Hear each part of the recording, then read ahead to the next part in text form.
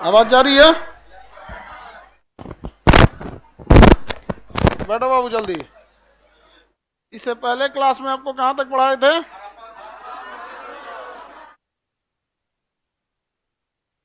हड़प्पा और मोहनजोदड़ो। और आपको कल कुछ याद भी करा दिए थे, याद हो गया होगा। बताइए। स्वास्तिक चिन्ह, मातृ देवी,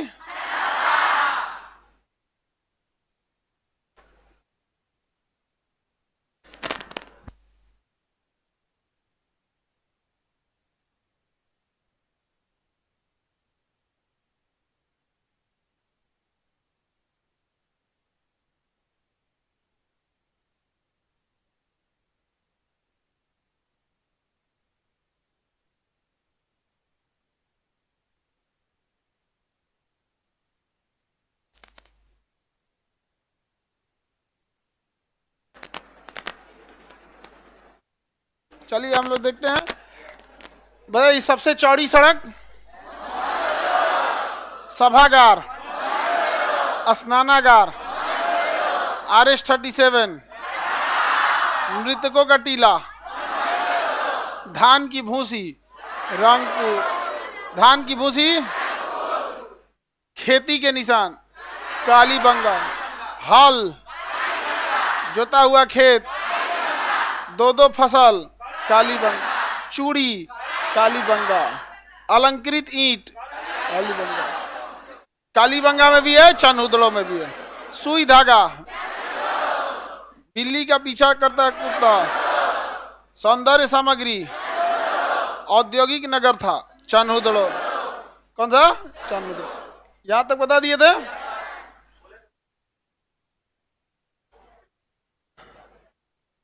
चलिए तब हम लोग आगे बढ़ते हैं। हड़प्पा पहले देख लिया हम। हड़प्पा किस नदी किनारे? हड़प्पा,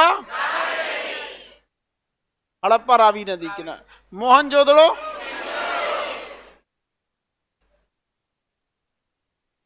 मोहनजोदड़ो किस नदी किनारे? सिंधु नदी किनारे।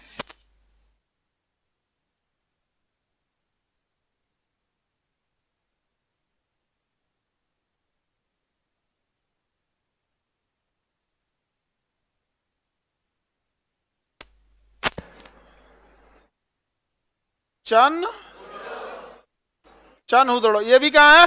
सिंधु नदी किनारे। सिंधु नदी के किनारे।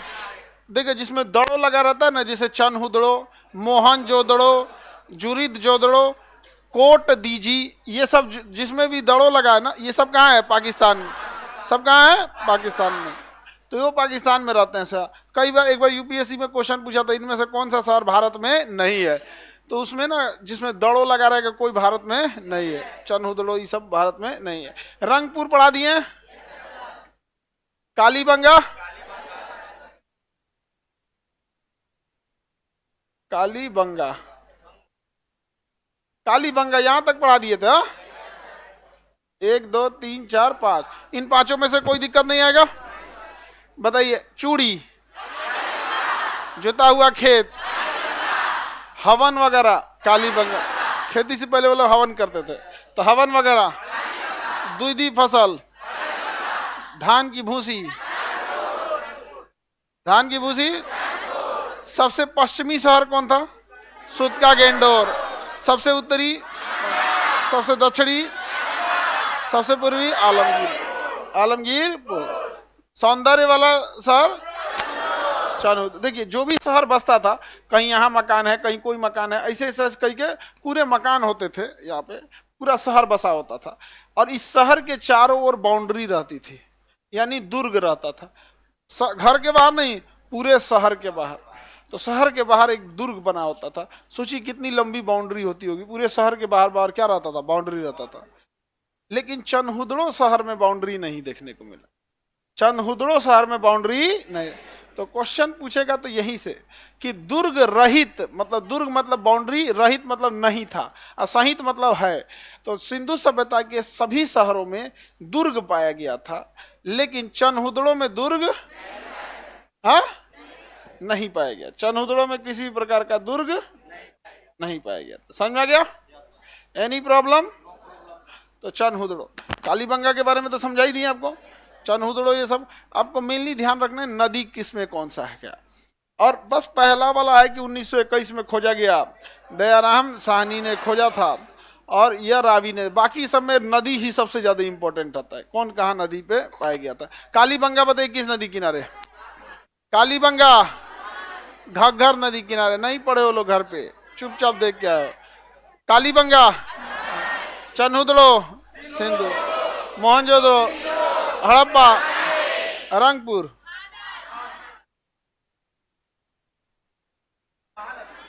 महानदी। नहीं पढ़े हो तो नहीं बोलो।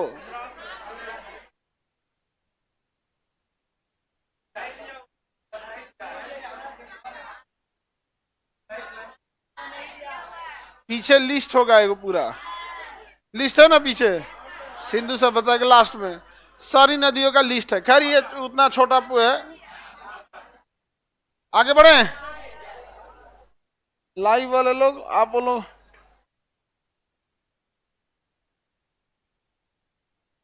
इसको ब्लॉक मारो तो ऊपर करो तो इसको कौन है? साहिल कुमार। हाँ ऊपर, हाँ वही है ना, साहिल कुमार वही है, सुनील कुमार है।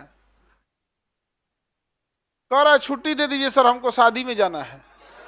इसको ब्लॉक मार दो पूरा बढ़िया से, एप्लीकेशन में से इसको बाहर कर दो, दोबारा बैच खरीदे गए। शादी वादा ना, दोबारा बैच खरीदना। अब गया उसका पैसा, अब दोबारा खरीदेगा। अब ब्लॉक मार देंगे परमानेंट तो दोबारा खरीदियो नहीं पाएगा बैच वो, अब दोबारा खरीदेगा बैच। एक दो ऐसे ही कुछ कुछ बोलो। आगे बढ़े, कालीबंगा तक बढ़ा दिए थे। अगला कौन सा शहर है आप लोग? लोथल। अगला शहर कौन सा है? लोथल है। अगला शहर कौन सा है? लोथल है। तो देखिए लोथल के बारे में देखते हैं। भोगवा नदी किनारे, किस नदी किनारे? गुजरात में भोगवा नदी किनारे कौन शहर है? लोथल। गुजरात में भोगवा नदी किनारे शहर का नाम लोथल। अब ये लोथल शहर जो है ना बंदरगाह के लिए प्रसिद्ध है। कैसा है? बंदरगाह। अब जब बंदरगाह है तो अंतर्राष्ट्रीय व्यापार भी होगा, तो यहाँ से अंतर्राष्ट्रीय व्यापार के साक्ष्य मिले हैं। कैसे पता कि अंतर्राष्ट्रीय व्यापार हो गए होंगे? तो यहाँ जो मोहर मिला है, मोहर मारने वाला, वो फारस का मोहर है, यानी ईरान का मोहर है। तो यानी ईरान से व्यापार हो रहा होगा तभी तो मोहर है। और अगर व्यापारिक शहर होगा, बंदरगाह होगा, तो बिना नाप तोल के कोई सामान भेज सकते हैं? तो नाप तोल का बाट कहाँ से मिला? मोहर लोथल, बंदरगाह लोथल। बंदरगाह को गोदीवाड़ा बोला जाता है। क्या बोला जाता है? गोदीवाड़ा। गोदी मतलब बंदरगाह, तो बंदरगाह को क्या बोला? गोदीवाड़ा। किस नदी किनारे है? भोगवा नदी के, भोगवा नदी के किनारे, भोगवा नदी के किनारे। अंतर्राष्ट्रीय व्यापार कहाँ से होता था? लोथल से। कहाँ से? लोथल। यहाँ पे एक नाप तोल का बाट मिला है, जो सबसे कम वेट का बाट था 16 केजी का था। यानी सबसे कम कोई चीज खरीदना है आपको अंतर्राष्ट्रीय व्यापार के लिए तो कितना केजी खरीदना पड़ेगा? 16 केजी का खरीदना पड़ेगा। और 16 का ही गुणज था, यानी 16 के बाद अगला 32, फिर उसके बाद 16, माने 16 का पहाड़ा पढ़ते जाइए, 16 का टेबल पढ़ते जाइए, उसी हिसाब से आपको बाट मिलेगा। समझ में आ रहा है कि नहीं आ रहा है? कोई दिक्कत? लोथल में एक और चीज मिला, युगल समाधान। उसमें लिखा होगा युगल समाधान। युगल समाधान का जो इस बात की ओर इशारा कर रहा है कि कहीं ना कहीं यहाँ पर सती प्रथा का तो चिन्ह नहीं था, क्योंकि जो लाश मिली है वहां पे दो दो लाश कैसा मिला? एक साथ, तो उसी को कहते हैं युगल समाधान। तो युगल समाधान कहाँ मिला? युगल समाधान लोथल में मिला है। और 3 लाश एक साथ, दमदमा, याद करो, एक साथ 3 लाश। और युगल समाधान, युगल समाधान औद्योगिक शहर था चनहुदड़ो, व्यापारिक शहर था लोथल, बंदरगाह था लोथल। फारस की मोहर कहाँ से मिली है? लोथल से मिली है। यहाँ कैसा समाधान मिला? युगल मतलब जोड़ा में, जोड़ा में समाधान, यानी 2 लाश एक साथ मिली है। तो इसका मतलब होता है कि कहीं वहाँ सती प्रथा तो नहीं था। सती प्रथा में क्या था कि अगर किसी के पति की मृत्यु हो गई है और उसकी पत्नी जिंदा भी है तो उसको जानबूझ के मुंगा दिया जाता था कि जाओ अब तुम मतलब वहां भी सेवा करना। समझ में आ रहा है कि नहीं आ रहा है? अब महिलाएं इसका मतलब उस समय तक विरोध या कहिए तो इसको प्रथा के तौर पे एक्सेप्ट कर ली थी। किसी को भी अगर पहले गुलाम बनाना है ना तो उसे 2 चीज करो, सबसे पहले उससे धन छीनो और शिक्षा छीनो, दो चीज। क्योंकि धन अगर नहीं छीनोगे ना तो शिक्षित लोगों को अपने पास में रख लेगा सचिव बना के। प्रधानमंत्री, मुख्यमंत्री, मंत्री, इन लोग को उतना बुद्धि रहे थोड़ा सचिव रख ले रहता है, क्या करना चाहिए क्या नहीं करना चाहिए, क्या किए हैं, सचिव रख ले। तो अगर धन छीन लिया और शिक्षा छीन लिया, सत्यानाश हो गया। और आज के टाइम पे टेक्नोलॉजी, तो खैर टेक्नोलॉजी तो अलग चीज हो जाता है, शिक्षा से ही वो एक हिस्सा होता है शिक्षा का। और महिलाएं लोग ध्यान से देखिएगा, दुनिया में महिला को छोड़िए, दुनिया में जो भी पीछे उससे यही दो चीज छीना गया है। महिलाएं कहीं हम पीछे हैं, आपसे धन छीना गया है, शिक्षा छीना गया है। ना आपका धन पे कंट्रोल है ना शिक्षा पे कंट्रोल है। कई बार ये कहते हैं कि दलित SC ST का समाज जो है अभी भी उतना आगे नहीं है। उसका भी रीजन देखिए, उनसे शिक्षा छीना गया और पैसा छीना गया। पैसे के मामले में एकदम गरीब हो गए हैं। मुस्लिम लोग भी कहते हैं, मुस्लिम समाज में भी, मुस्लिम सोसाइटी में भी अभी उतना डेवलपमेंट नहीं हुआ है। क्या है, एजुकेशन भी नहीं है, पैसा पे भी कंट्रोल नहीं है। वो तो भूखे कोई थोड़ी मर रहा है, लेकिन मनी कंट्रोल उनके पास बहुत कम है। तो जो भी पीछे है, यही दो चीज में क्या है पीछे। हम बिहार वाले, पैसा भी नहीं है और एजुकेशन भी नहीं है। एजुकेशन यहाँ पे कौन एगो यूनिवर्सिटी बताओ तो जो तुम्हारा मतलब बिहार के बाहर का बच्चा उसमें पढ़ने की कोशिश करेगा। तुम इलाहाबाद यूनिवर्सिटी में, तुम एक जगह किसी से ले इलाहाबाद यूनिवर्सिटी में पढ़िएगा कि पटना यूनिवर्सिटी में? इलाहाबाद में, AMU में, BHU में, इलाहाबाद में, लखनऊ यूनिवर्सिटी में, ये सब में पढ़िएगा कि आप आके पटना यूनिवर्सिटी में पढ़िएगा? पटना यूनिवर्सिटी, अरे बाबू पटना यूनिवर्सिटी में आधा प्रोफेसर का सीट खाली है। वो यूनिवर्सिटी है कोई? जितना बड़ा में पटना यूनिवर्सिटी है तो BHU का साइकिल स्टैंड है।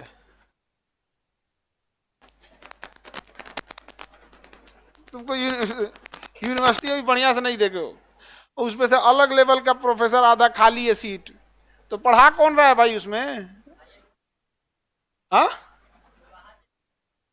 गेस्ट टीचर बुलाया जाता है ठेका पे, एक दिन का दिहाड़ी इतना देंगे, नहीं समझे? जैसे मजदूर को लाया जाता है ना दिहाड़ी, एक दिन का कितना रुपया, 500। उसी तरह वहां दिहाड़ी लेके आता है सर टीचर पढ़ाने के लिए, एक दिन का 1000 रुपया, मतलब मजदूर का डबल, मैंने 2 मजदूर बराबर है एगो टीचर। तो दिहाड़ी पे तो पढ़ा रहा है वहाँ पटना यूनिवर्सिटी में, आधा सीट खाली है, तो वो नौटंकी हो जाता है। यहाँ लोथल वगैरह बहुत डेवलप हो गया था। लोथल की एक अलग विशेषता समझना ध्यान से, जैसे चनहुदड़ो में एक अलग विशेषता थी कि यहाँ दुर्ग नहीं था, चनहुदड़ो में दुर्ग नहीं था। उसी तरह लोथल में एक विशेषता, जो ये सड़कें होती थी तो जो मकान होता था वो कहाँ रहता था, ऐसे मकान बनाया गया रहता था। सड़क के पास में क्या बनाया जाता था, मकान। लेकिन मकान के दरवाजे वर्तमान के हिसाब से शहर सड़क पे सामने नहीं खुलता था। इधर से रास्ता रहेगा, इधर से रहेगा या पीछे से रहेगा, किधर से भी रहेगा, डायरेक्ट सड़क पे नहीं रहेगा। आप सड़क पे बालकनी खिड़की सब दे सकते थे। इसलिए नहीं देता था कि कहीं एक्सीडेंट हो जाए, उधर से बैलगाड़ी जा रही हो, एक्का जा रहा हो, कौन लड़का चल जाए बाहर, कचरा जाएगा। लेकिन आज के टाइम पे, पहले सिंधु सभ्यता में यही था, आज ठीक उल्टा है। किसका दुआरी पे मतलब सड़क पे घर किसका है, सड़क के किनारे, और सड़क पे घर बनाएगा 2 हाथ कब्जिया के, और फिर 4 गो सीढ़ी फेंक देगा। नहीं समझ में आ गया? इस तरीके यही सब देख ले योगी आदित्यनाथ, ले आके बुलडोजर उलाट दे हो। नहीं समझ में आ गया? इस सब मामले में उलाट के फेंको बुलडोजर। यहाँ पे कौन सी बोलता है तुम यहाँ पे? हाँ, और आराम से बोलो ना तुम। तो काहे लिए तुम एक्स्ट्रा? अभी हम समझा रहे हैं ना। एगो तो तुम क्वेश्चन पूछ रही है, तो पूछने का भी एक तो वो होता है यहाँ पे तरीका। हमको लगा कि बेहोश होश हो गई कोई,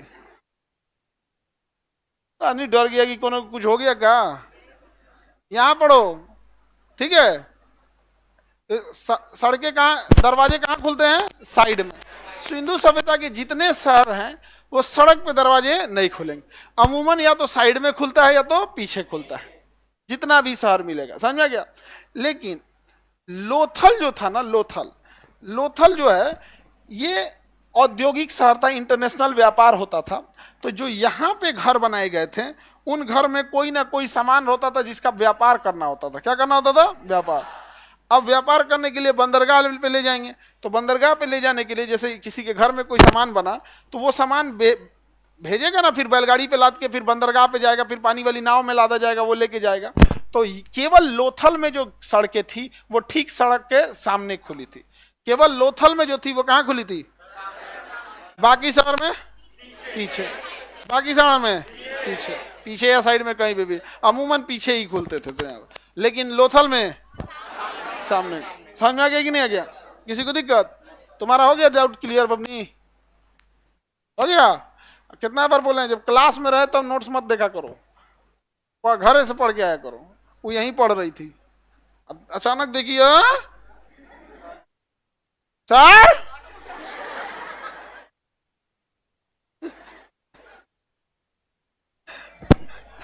डरवा दी हमको सवेरे सवेरे।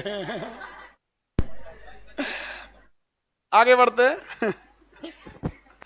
आप लोग को कोई डाउट नहीं रहेगा, बाबू बबनी कोई भी, आप समझे? हम लोग इतना बार इस सब चीजों को पढ़ाया, आदमी की समझ में आ जाता है। ले आओ तो टोपिया ले आओ इधर, ले आओ इधर, ले आओ।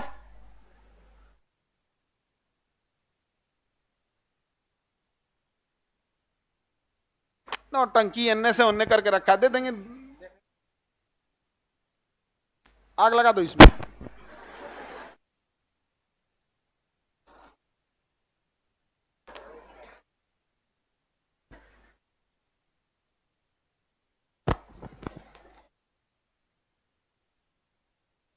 वो ओकरे मुड़ी पे रख रहा है, उसके मुंडी पे रख रहा है, उसके मुंडी पे रख रहा है। 10 बार बोलते ही सब नौटंकी यहां नहीं करना, यहाँ सब कंसंट्रेट होके दिखना चाहिए। अब गधों कहीं कि यहां से आके देखो, जो कंसंट्रेट रहता है उसका मुड़िया सीधे रहता है, कुछ भी इधर उधर करोगे तुम ही हिलते रहते हो। और उसका जो, उसको नष्ट करके उसका अवशेष दे देना उसको, हाँ अवशेष दे देना उसको, उसको अवशेष को तुम्हारे पास सुरक्षित रखना उसको, ठीक है? नौकरी उकरी जब हो जाएगा तो अवशेष को देखना। चलिए अब देखते हैं हम लोग। लोथल समझ में आ गया? यहाँ की सड़कें सीधे, दरवाजे सड़क पे थे या साइड में? हाँ, बस इसी का दरवाजा सड़क, बस इसी का शहर पे दुर्ग नहीं था। तो जो एक्सेप्शन वाला है ना, जहां नहीं था बस उसी को याद रखना है। सब में दुर्ग था, कहां दुर्ग नहीं था? सबके दरवाजे पीछे थे लेकिन सड़क पे दरवाजा। गोदीवाड़ा लोथल, गोदीवाड़ा मतलब अंदर का गधा कहीं का, गोदीवाड़ा लोथल, गोदीवाड़ा लोथल, याद रहेगा ना? कौन सी नदी? भोगवा नदी। कौन सी नदी? भोगवा। अगला शहर, अगला शहर बोलो। धौलावीरा है। सीक्वेंस तो बोलना ना, क्योंकि हम तो बोलेंगे तो सीक्वेंस अलग हो जाएगा। यहाँ पे कौन सा जगह है? धौलावीरा, धौलावीरा। देखो ध्यान से, धौलावीरा जो जगह है ये गुजरात में है। कहाँ है? गुजरात में। सिंधु सभ्यता का सबसे बड़ा स्थल कहेगा तो धौलावीरा। धौलावीरा सिंधु सभ्यता का सबसे बड़ा स्थल है। कैसा है? स्थल। ये गुजरात से स्टार्ट होकर पाकिस्तान तक में गया था धौलावीरा। तो सिंधु सभ्यता का सबसे बड़ा स्थल धौलावीरा। लेकिन यही क्वेश्चन फंसा देगा। सिंधु सभ्यता का सबसे बड़ा स्थल जो भारत में है, राखीगढ़ी। कौन सा है? राखीगढ़। वो हरियाणा में, क्योंकि ये भारत में अकेले नहीं है, इसका आधा जगह कहाँ चला गया? पाकिस्तान, गुजरात से लेके पाकिस्तान तक। तो बताइए, सिंधु सभ्यता का सबसे बड़ा स्थल धौलावीरा, भारत में सबसे बड़ा स्थल राखीगढ़ी। राखीगढ़ी कंप्लीट हरियाणा में है। और ये क्या, इंडिया पाकिस्तान दोनों में है, दोनों में। तो सिंधु सभ्यता का सबसे बड़ा हो सकता है, लेकिन ना ये पाकिस्तान का सबसे बड़ा है ना इंडिया का सबसे बड़ा। दोनों का क्या है? मिक्स है। दोनों का क्या है? याद रहेगा ना? तो सिंधु सभ्यता का सबसे बड़ा स्थल धौलावीरा। सिंधु सभ्यता का सबसे बड़ा स्थल, भारत में सबसे बड़ा स्थल, भारत में सबसे बड़ा राखीगढ़ी। कहाँ है राखीगढ़ी? राखीगढ़ी कहाँ है? राखीगढ़ी हरियाणा में है। अब यहाँ घुमा देगा। सिंधु सभ्यता का सबसे बड़ा शहर मोहनजोदड़ो। शहर कहेगा तो मोहनजोदड़ो, स्थल कहेगा तो धौलावीरा। स्थल का मतलब होता है एरिया। जैसे बिहार का सबसे बड़ा जिला कहेगा तो चंपारण, लेकिन सबसे बड़ा शहर कहेगा तो पटना। समझ में आ गया? तो उसी तरह सबसे बड़ा स्थल धौलावीरा, धौलावीरा। सबसे बड़ा शहर भारत में सबसे बड़ा, दुर्ग रहित, सड़कें, दरवाजे सड़क पे खुले थे।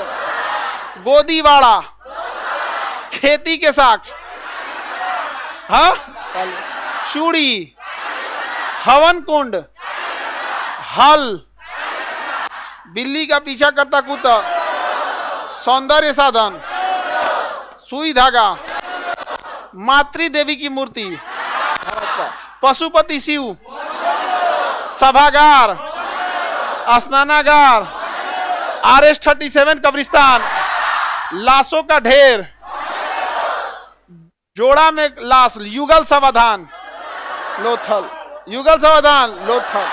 अब मृतकों का टीला, मोहन, मातृ देवी की मूर्ति, हाथी का खोपड़ी, कांसे की नर्तकी, मोहन जो, तांबे का ढेर, तांबे का ढेर, स्वास्तिक चिन्ह, पहली खुदाई, सबसे बड़ा स्थल, सबसे बड़ा स्थल, भारत में सबसे बड़ा स्थल, सबसे बड़ा शहर, सबसे बड़ा शहर, सिंधु सभ्यता की जुड़वा राजधानी, हड़प्पा और हड़प्पा और हो गया। याद करा दिया आप लोगों को, पूरा सिंधु सभ्यता इसे याद करके चल जाना है, ये सब नहीं किया। आगे बढ़ते हम। अगला कौन सा रहा? कुणाल। इसकी कोई खास विशेषता नहीं है। कुणाल की विशेषता बताएंगे? यहां पर चांदी के क्या मिले हैं? साक्ष्य, चांदी का मुकुट या चांदी के साक्ष्य। तो कुणाल में क्या मिला है? चांदी का मुकुट, चांदी का मुकुट। तो कुणाल चांदी का मुकुट, कुणाल, कुणाल चांदी का मुकुट क्या मिला है? कुणाल। और तांबा का ढेर, कांसे की नर्तकी, हाथी का कपाल, हड़प्पा। अगला शहर बनवाली, बनवाली,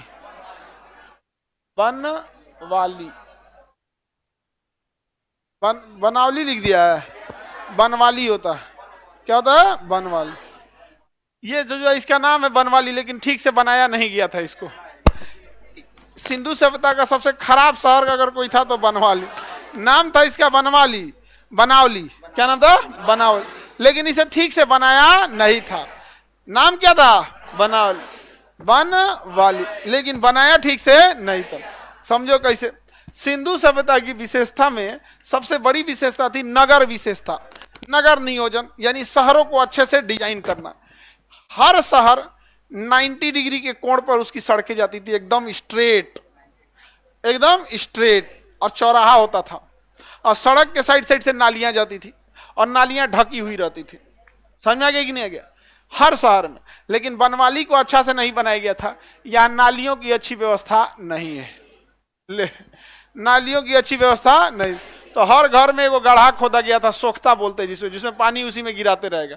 देहात वात में भी देखिएगा नाली उली नहीं रहता है ना, तो देहात में अभियो क्या रहता है? सोख्ता रहता है।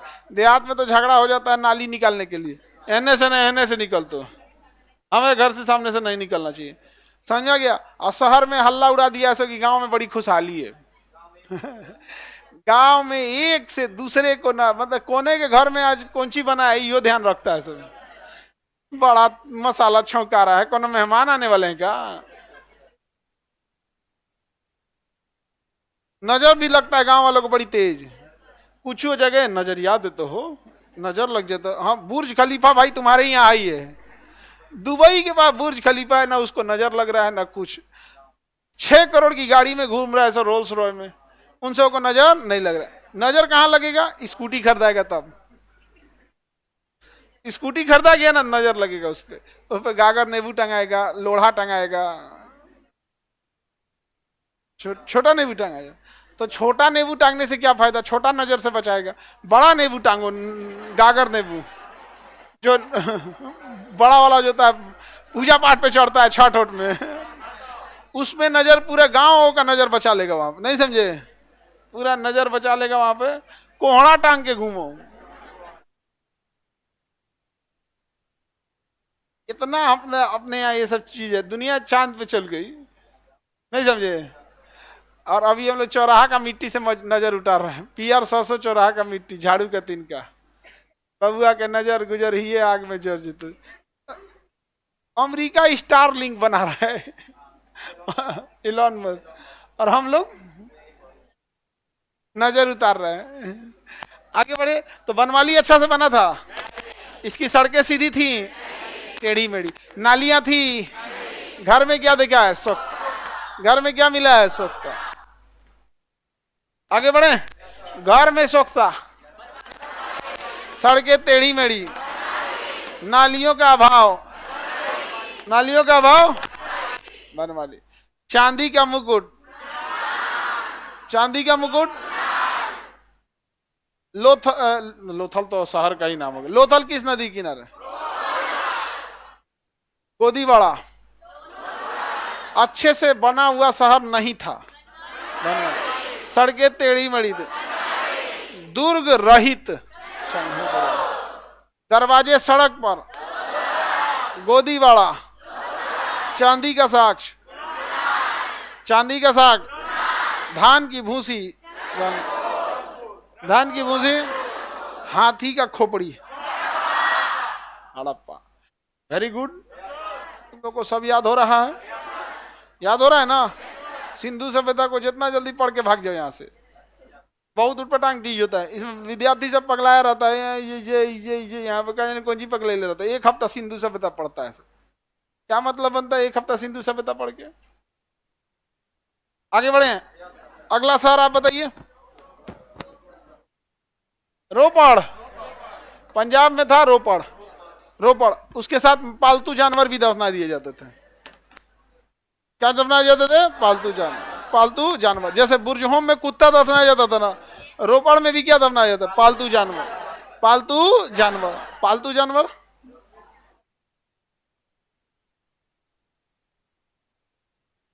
भुला गया क्वेश्चन तुम?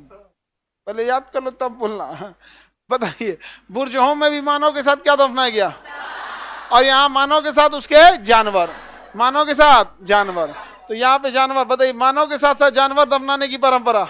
रोपड़, रोपड़ और बुर्ज होम, रोपड़ और बुर्ज होम। अंतर यह है कि बुर्ज होम जो है वो नौ पाषाण काल का है, और रोपड़ जो है वो सिंधु सभ्यता। नौ पाषाण प्रागैतिहासिक का होता है, जहां मानव लिखना नहीं जानता, और सिंधु सभ्यता आद्य ऐतिहासिक का है, जिसमें लिखा तो है, हम लोग नहीं पढ़ पाए हैं। समझा गया? तो मानव के साथ साथ जानवर, रोपड़ और बुर्ज होम। रोपड़ याद रखिएगा, मानव मानव मान के चले, मानव मर गया तो उसका जानवर रोने लगेगा कि मेरा मालिक मर गया, तो मालिक मर गया रोएगा रोपड़ में, तो उसको रोने नहीं देना है। जाओ मालिक के पास। नहीं समझ में आएगा, कहाँ जाओ? मालिक के पास। टेंशन खत्म। रोपड़, रोपड़ में रोने की जरूरत है? चला गया रोपड़, रोते रोते कहाँ चला गया? मालिक के पास चला गया। अगला शहर सुरकोटदा। सुरकोटदा, सुरकोटदा, सुरकोटदा, सुरकोटदा गुजरात में। सुरकोटदा गुजरात। यहाँ भी एक छोटा बंदरगाह है, और यहाँ एक जानवर का साक्ष्य मिला है। कौन सा जानवर? घोड़ा। घोड़ा का साक्ष्य सुरकोटदा। घोड़ा का साक्ष्य, घोड़ा का साक्ष्य सुरकोटदा। याद रहेगा? कोई दिक्कत? तो देखिए, बंदरगाह आपको 3 जगह मिलेगा सिंधु सभ्यता में, जिसमें सबसे बड़ा बंदरगाह लोथल, छोटा बंदरगाह सुरकोट, और सिंधु सभ्यता का जो सबसे पश्चिमी शहर था सूरतका गेंडोर, वो भी एक बंदरगाह है, वो छोटा बंदरगाह है। तो छोटा बंदरगाह 2 ठो, सूरतका गेंडोर, सुरकोटदा, दोनों शह से, सूरतका गेंडोर और सुरकोट। छोटे बंदरगाह में 2, सूरतका गेंडोर और सुरकोटदा। लेकिन बड़ा बंदरगाह लोथल। तो बंदरगाह से जब भी क्वेश्चन पूछा है तो बड़ा बंदरगाह से पूछा है, लोथल से। सुरकोटदा, सूरतका गेंडोर में भी बंदरगाह है, लेकिन छोटे हैं। सूरतका गेंडोर जो है वो सिंधु सभ्यता का सबसे पश्चिमी शहर है, जबकि सुरकोटदा गुजरात में है, एक छोटा बंदरगाह है। लेकिन यहाँ पर घोड़े का क्या मिला? साग। घोड़े का साग। घोड़े का साग में कुछ चलता हुआ घोड़ा थोड़ा मिलेगा, हड्डी ना मिलेगा। अभी बोलिएगा कि घोड़े की हड्डी, तो तनी बोलने में मेहनत लगेगा। घोड़े का साक्ष हो गया। हाथी का साक्ष, ह से हाथी, ह से हड़प्पा। सुरकोटदा में हाँ, सूरतका गेंडोर सबसे पश्चिमी। सूरतका गेंडोर में बड़ा बंदरगाह या छोटा? और सुरकोटदा में बड़ा बंदरगाह लोथल। अगला शहर बोलिए।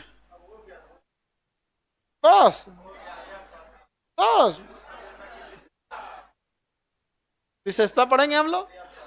सिंधु सभ्यता के शहर देख लिए, कोई दिक्कत? हाँ हाँ हाँ।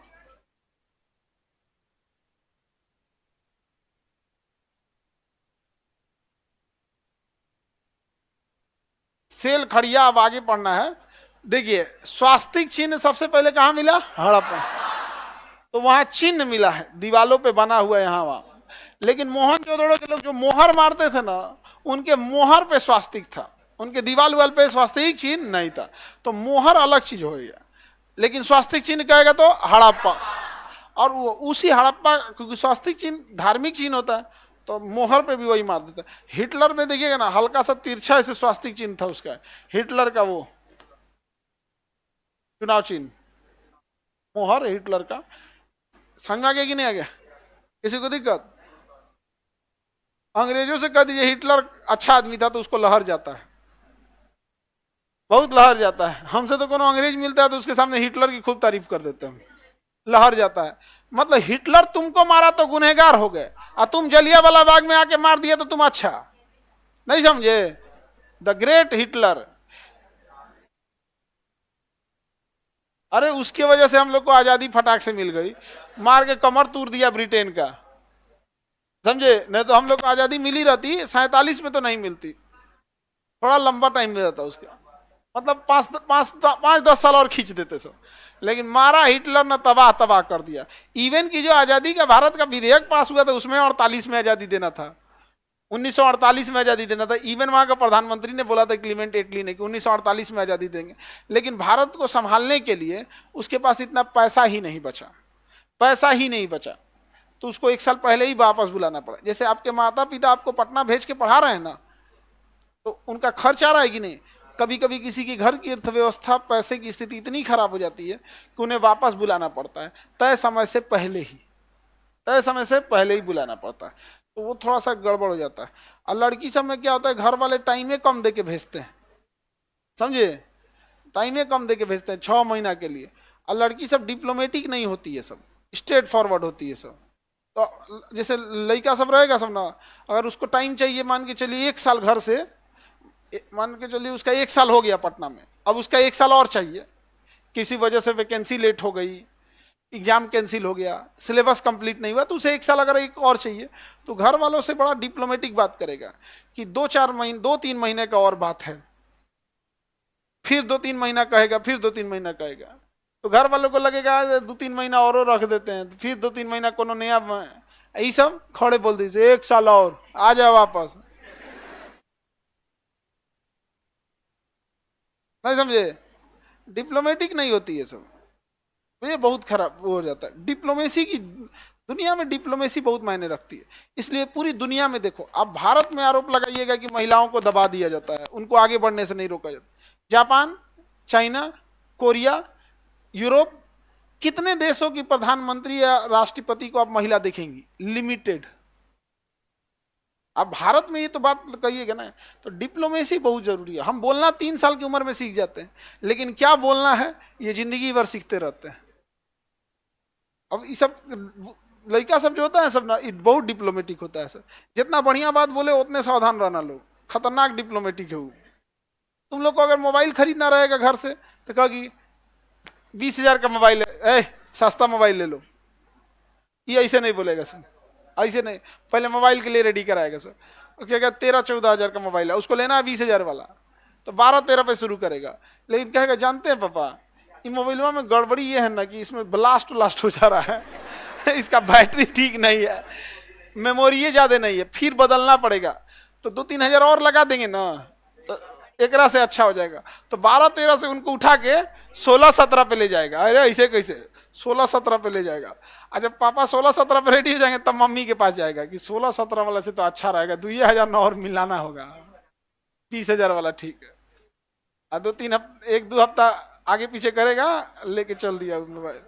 इनको लेना रहेगा तो पापा 20,000 का मोबाइल, इतना फोटा नहीं धैल, 20,000 का मोबाइल यहाँ पे। एगो कबूतर रख देते हैं, उसी से चिट्ठी भेजते रहना कबूतर जा। पहले कबूतर से चिट्ठी भेजा जाता था, टेलीफोन लगवा देंगे लोग घर में। डिप्लोमेटिक नहीं होती है ये सब, वॉइस ऑफ डिप्लोमेटिक, क्योंकि वो छल कपट देखे होते हैं, ये लोग उतना नहीं देखी होती। उसका रीजन भी है, आपके ऊपर रिस्पॉन्सिबिलिटी दिया ही नहीं गया, उन सबके ऊपर रिस्पॉन्सिबिलिटी दिया गया। 10 किस्म का चीज देख के आया तो उसको भी लग गया है। आगे बढ़े। सर हम भी पापा को बोले थे 20,000, पापा कूट दिए थे।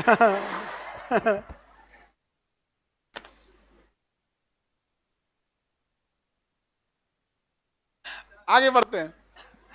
ये हाँ,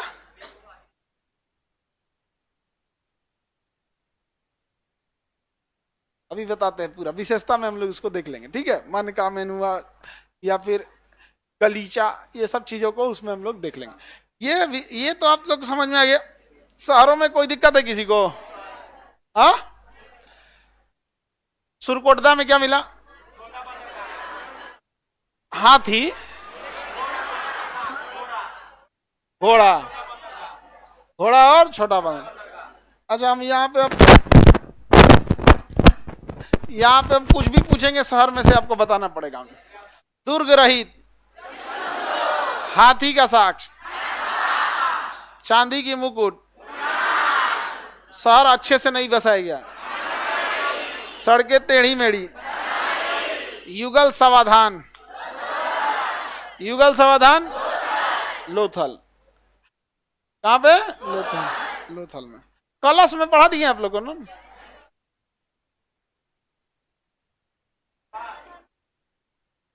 कलश समाधान बताएगी नहीं अभी? कहाँ पे? सुरकोटदा। कलश समाधान, युगल समाधान। समाधान मतलब अंतिम संस्कार, अंतिम संस्कार करना। कलश समाधान सुरकोटदा। कलश में रख के दफनाया जाता है, बड़का कलश बनाया जाता था घैला, और उसमें आदमी भर के दफना दिया जाता था। लोगों को लगता घैली खोलेंगे तो गाना मिलेगा, आदमी कंकाल मिलता था, डर जाता था आदमी पहले। कलश समाधान, युगल समाधान। सड़कों पर दरवाजे खुले थे। दुर्ग रहित, नालियों का अभाव, हवन कुंड के साक्ष्य, कालीबंगा। चूड़ी, घोड़ा, हाथी, स्वास्तिक चिन्ह, मृतकों का टीला, सिंधु सभ्यता का बड़ा स्नानागार, स्नानागार, सिंधु सभ्यता का सबसे बड़ा भवन, भवन भवन बिल्डिंग, अन्नागार। कहाँ का अन्नागार? कहाँ का? मोहनजोदड़ो का अन्नागार। सिंधु सभ्यता की सबसे बड़ा शहर, सबसे बड़ा स्थल, भारत में सबसे बड़ा स्थल। सिंधु सभ्यता का आकार, क्षेत्रफल कितना लाख? इसकी लिपि कैसी? भाव चित्रात्मक, भाव चित्रात्मक, भाव चित्रात्मक था। सर सब तो याद ही है आप लोग को। धान की भूसी, सुई धागा,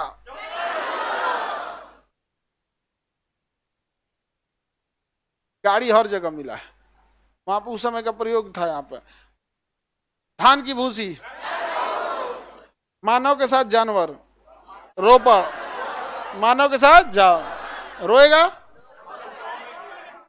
बुर्जहोम सिंधु सभ्यता में थोड़े पढ़ना है, बार बार तुम लोग टपका देते हो। बुर्जहोम पढ़ा दिए हैं, पाषाण काल में पढ़ना है, 9 पाषाण काल में कश्मीर खत्म हो गया पाषाण काल। मानव के साथ जानवर, रोपड़, रोपड़। जब पढ़ेंगे पाषाण काल में कहा, तब बोलिएगा बुर्जहोम। ऐसे कहां पर? रोपड़ में। सबसे खराब शहर, 2 छोटे बंदरगाह, सुरकोटदा और सुटका गेंडो। बड़े बंदरगाह। व्यापार सर्वाधिक किस देश से? किस देश से? ईरान का फारस था। उस समय ईरान का नाम क्या था? फारस। ईरान का नाम क्या था? फारस से होता था।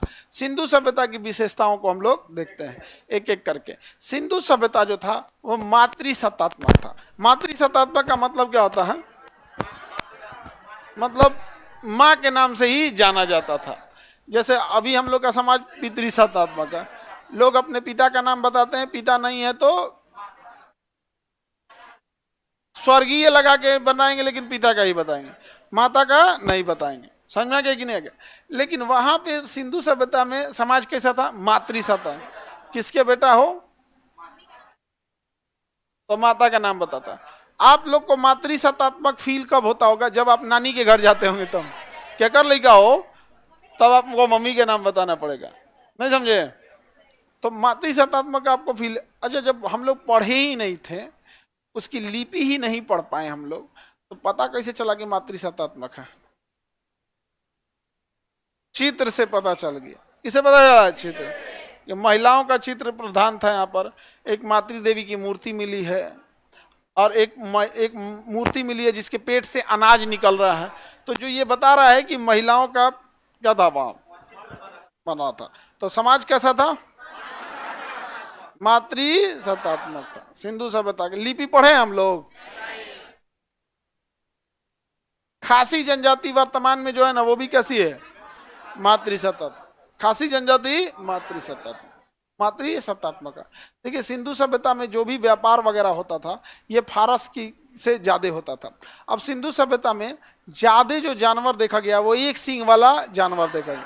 एक सींग वाला डायनासोर, गेंडा टाइप का है, लेकिन गाय का शरीर है, अब मुंह कैसा है? गेंडा वाला। तो सिंधु सभ्यता में सबसे ज्यादा प्रचलित कौन सा जानवर? एक सींग वाला। कौन सा जानवर का प्रचलन नहीं था? गाय और शेर। गाय और शेर का चिन्ह नहीं मिला है। तो इसका मतलब क्या? उस समय गाय नहीं थी, प्रचलन में नहीं थी, और मोहर पे गाय का चिन्ह नहीं देखने को मिला। सबसे ज्यादा किसका चिन्ह देखने को मिला? एक सींग वाला जानवर। किन दो गाय जानवर बताइए जिसका चिन्ह नहीं है? गाय और शेर। गाय और सिंधु सभ्यता के लोग लोहे से परिचित नहीं थे, क्योंकि लोहा की खोज ना प्राग ऐतिहासिक में हुआ ना ऐतिहासिक हुआ। लोहे का खोज ही हुआ ऐतिहासिक काल, जब सिंधु सभ्यता खत्म हो गई तब। तो क्या सिंधु सभ्यता के लोग लोहे से परिचित हैं? लोहे से परिचित नहीं थे। समझ में आ गया कि नहीं आ गया? सिंधु सभ्यता के लोग क्या तलवार से परिचित हैं? युद्ध वगैरह उतना नहीं जानते थे। तो ना गाय से परिचित थे, ना शेर से परिचित थे, ना लोहा से परिचित थे, तो तलवार भाला इस सब से परिचित। समझ में आ गया? सिंधु सभ्यता पितृसत्तात्मक या मातृसत्तात्मक? मातृसत्तात्मक। कोई दिक्कत? लोहे से परिचित है? लोहे की खोज सिंधु सभ्यता के बाद होती है। सिंधु सभ्यता के बाद जो काल है उसका नाम है वैदिक काल। क्या नाम है? वैदिक काल। तो सबसे पुराना काल है पाषाण काल, उसके बाद सिंधु सभ्यता, उसके बाद वैदिक काल। पहला, उसके बाद वैदिक काल। वैदिक काल का नाम वैदिक काल इसलिए पड़ा क्योंकि उसी समय वेद लिखे गए थे। क्या लिखे गए? वेद लिखे गए। Any problem? सबसे पूर्वी शहर कौन सा था? पूर्वी आलमगीर। पश्चिमी सुटका गेंडोर। पश्चिमी किस जानवर का मोहर सबसे ज्यादा?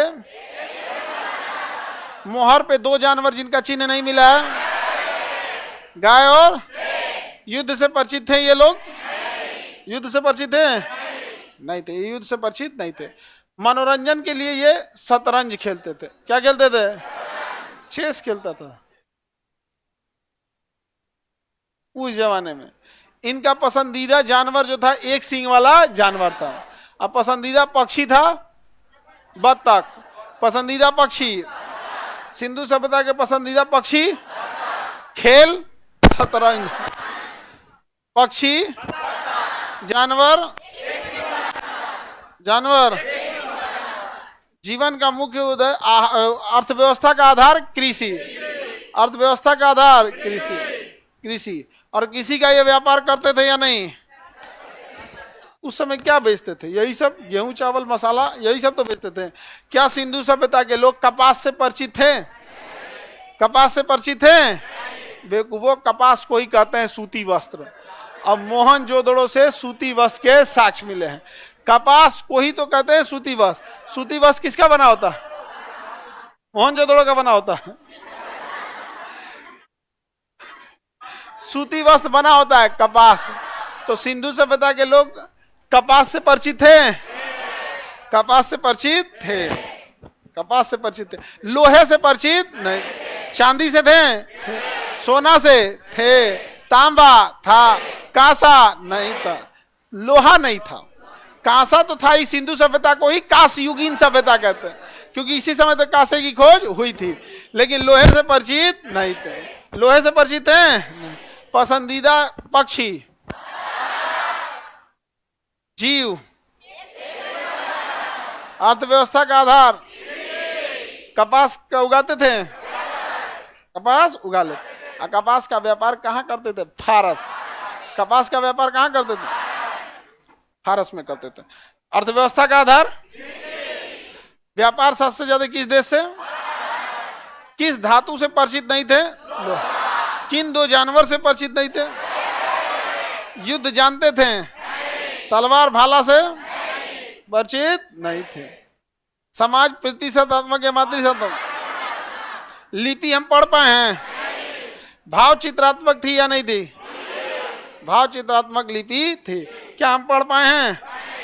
नहीं पढ़ पाए हैं सिंधु सभ्यता को। तो सिंधु सभ्यता की हम विशेषता देखें, जो बच गया उसको आगे देखेंगे, लेकिन मोटा मोटी हम लोग सिंधु सभ्यता की विशेषता देख लिए। जितना फास्ट इस सबको पढ़ के निकलोगे उतना ज्यादा अच्छा रहेगा। इसको आप रिवीजन कैसे करते रहेंगे? जैसे ये लिखे हैं ना, ऐसे ही आप जो को घर पे जाके कोई लिख लेना है, बैठ के रूम में लॉज में ऐसे देख के सामने वाले को कि भाई तुम इसमें से कौन सा चीज कहाँ से मिला, कहीं से पूछो। ईमानदारी से आपको बताना है, टाइम नहीं लेना है। जो चीज एक बार में नहीं निकल पाया पास हो जाएगा। लेकिन डिस्कशन में वो पूछ दिया गोदी बाड़ा, गोदी बाड़ा, रुक जा भाई बताते, अरे एकदम एकदम आहार नाल पे अभी निकलने ही वाला है। अच्छा अच्छा रुक जा रुक जा रुक जा, ऑसोफेगस तक आ गया, अच्छा रुक जा, टॉन्सिल तक आ गया, एकदम एकदम एकदम जीभ पे अटका हुआ है, एकदम दांत पे अटकल है, ठोड़ पे अटकल है। ऐसा जो बोले ना, मार मारना लोग उसको पहले। समझ में आ गया कि नहीं आ गया? आए तो बताना। तो तुम एक बार फटाफट 1 मिनट के अंदर, 1 से 2 मिनट के अंदर मेन मेन चीज खटाखट खटाखट पूछ देना है। समझ में आ गया? उसके बाद उससे कॉपी बुक ले लेना है, वही चीज उससे भी पूछना है 1 मिनट के अंदर। डिस्कशन ज्यादा लंबा नहीं होना चाहिए, 1 घंटा 2 घंटा का नहीं। रिवीजन जब भी कोई चीज करिए 4-5 मिनट, एक रास्ते रिवीजन क्या चाहिए। अगर 4-5 मिनट से ज्यादा रिवीजन कर रहे हैं, इट मीन्स आप उस चीज को भूल चुके हैं। अब ये सिंधु सभ्यता हम आपको अभी बताए हैं, 4 से 5 मिनट की रिवीजन में आपको कंप्लीट याद रहेगा, क्योंकि आपके पास बुक मटेरियल है। आप जिस चीज को ज्यादा भूलते होंगे उस पर टिक मार देंगे। जैसे लोथल का गोदीवाड़ा कोई नहीं भूलेगा, लेकिन लोथल का युगल समाधान भूल जाएगा। समझ में आ गया कि नहीं आएगा? वो बंदरगाह पे सामान ले जाना था, इसलिए दरवाजे कहाँ खुल रहे थे? सामने। समझ आ रहा है बबनी? कोई दिक्कत? बेचारी डरा गई, अब नहीं पूछेगी। नहीं, पूछ सकती हो, लेकिन तो ऐसा पूछ रहा कि हम डरे नहीं, आराम से एकदम। नहीं, खा के आई, कह रही है कि खा के आई होगी, नाश्ता वास्ता करके आई? नहीं नहीं, ठीक है, होता है, नया नया स्टूडेंट रहते हैं लोग, तो असल में वो भी बेचारी देखी नहीं कि तबिया में देख रही थी। हाँ ठीक है, गलत क्वेश्चन थोड़ी था उसका, बस थोड़ा सा हम आगे समझाने वाले थे, लेकिन वो हो गया। आगे बढ़े तो आप 4 से 5 मिनट में क्या कर देंगे? रिवीजन। ईमानदारी से आप उससे पूछिएगा, टाइम नहीं खाइएगा। कई तो क्या कहेंगे, नोट्स बंद करके कहेगा अच्छा बताओ, पूछते हैं तुमसे, बताओ, ऐसा सबको मुंह पे एक लात दे दीजिएगा। नहीं समझ में आ गया? मटेरियल खोल, इसमें धड़ाधड़ पूछ एकदम। जैसा इसे कहरेगा ना, बता, अच्छा हाथी का कपाल, वो तुमसे नहीं पूछ रहा है, वो अपने रिवीजन कर रहा है। ऐसा सबको ले मार मारना है एकदम यहाँ पे, फिर करना, चल किताब खोल, खटाखट पूछ, जितना फास्ट पूछ सकते हो, ठीक है, जितना फास्ट पूछ सकते हो। तुमको वो भी, अगर तुम थोड़ा सा लेट हुए कि रुको बताते हैं, वो मारे यहाँ पे नहीं हुआ, आगे बढ़ो। टाइम लॉस नहीं करना है, क्योंकि अगर आपको रिवीजन करने में जिस दिन आधा घंटा 1 घंटा समय देना पड़ा, आप भागने लगेंगे रिवीजन से। 5 मिनट में पूछो, चलो रेडी हो जाओ, ये लो सिंधु सभ्यता पूछ दे। 2 मिनट देना है पाषाण काल के लिए, कितना मिनट? 2 मिनट। उस पर टिक लगा होगा आपका कि मेन चीज क्या, हल्का हल्का छोटा छोटा पेन से लगा देना है कहाँ क्या चीज है। जैसे आग की खोज पूरा पाषाण, छोटे हथियार मध्य पाषाण, अंत्योष्टि मध्य पाषाण, सबसे बड़ा खोज पहिया, सबसे पहली खोज पहली धातु तांबा, पहला जानवर, पहली खेती जौ और गेहूं। मोहन जो मेहरगढ़ से भी पुराना खेती लेवरा देव, खटाखट मारते रही, धर धर धर धर धर पूछते। 2 से 3 मिनट के अंदर क्या हो जाना चाहिए पाषाण काल का, 2-4 मिनट में सिंधु सभ्यता। उससे ज्यादा टाइम लगेगा ना तो तुम लोग से कभी रिवीजन नहीं होने वाला है, फिर तुम लोग चौपट हो जाएगा। इधर चौपट होने से क्या करना है, बचना है, ठीक है। अब नेक्स्ट क्लास मंडे को ईद है, मंडे को ईद है तो मंडे को क्लास नहीं होगा। जो बच्चे मंडे को ईद में घर गए होंगे, ट्यूसडे को उनके लिए आना पॉसिबल नहीं है, तो इसलिए मंडे को ईद है और ट्यूसडे को रिटर्न होने के लिए आएंगे आप लोग।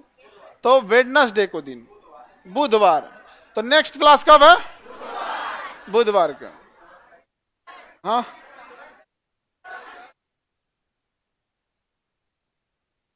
छठ पूजा का, छठ तो नवंबर में न रहेगा।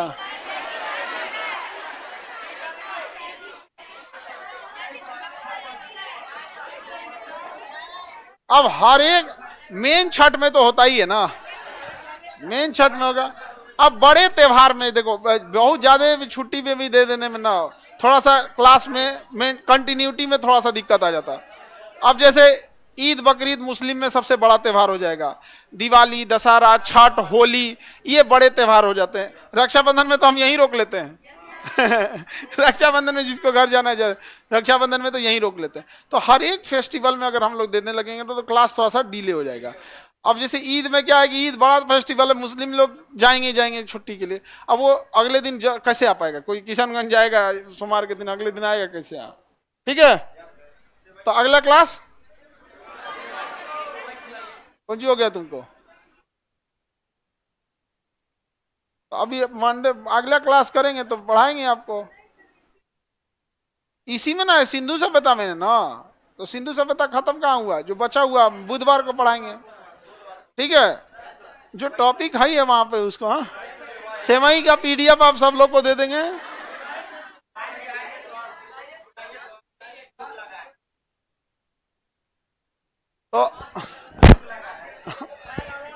तो हम लोग कब मिलेंगे? अब बुधवार को। आप सब लोग को ईद मुबारक।